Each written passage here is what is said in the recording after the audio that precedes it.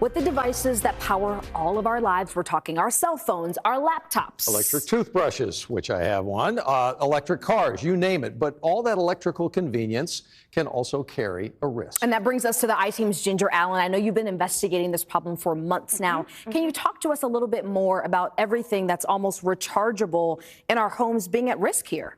Yes, and I want to tell you, first off, we decided to do this story because several North Texas fire departments came to us and said this is a growing concern, not just for us, but for them also. So these fires burn hotter, they require more water, and they spew more toxins than your typical fire. So I want you just to stop what you're doing right now, and I want you to stop because I want you to see just how many of these devices are all around us.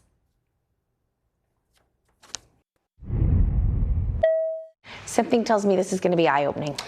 This should be eye-opening for a lot of folks, but the good news is there's a lot of ways to mitigate those hazards and keep your home as safe as possible. One of the number one things we're going to see, right? Cell phones. Cell phones are a big culprit with lithium-ion issues. The number one issue with lithium-ion and cell phones is, number one, leaving them charging for too long. If you feel your charger and your charger feels hot, that means there's too much resistance going on, and that means that's a possible fire hazard issue. These are probably the biggest culprit when it comes to lithium-ion fires in the home. And again, these are the primary issue we have with these is these just stay on the charger. We don't often think about it.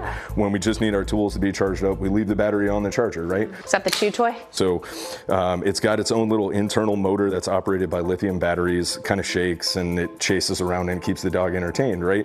But it sustains a lot of damage if you have a dog that's got a pretty powerful chew bite. And once lithium ion batteries actually sustain physical damage, that's where the big fire hazard actually starts to come into play. That's the two causes, damage and overheating. Damage and overheating, absolutely. So now we move into kind of our living room. It's not uncommon to see this as well.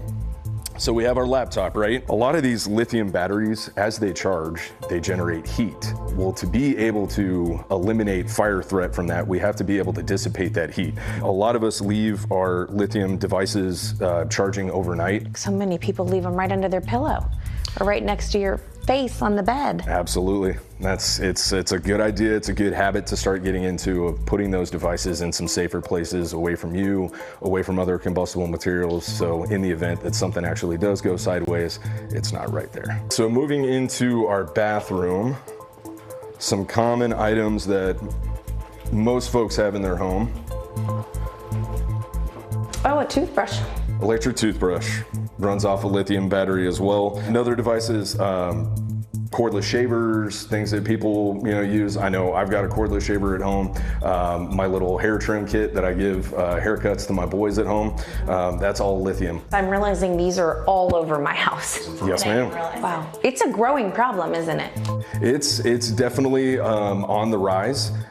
It's something that most folks, like we're mentioning, they're just not aware of it. But with that awareness, hopefully comes safer practices.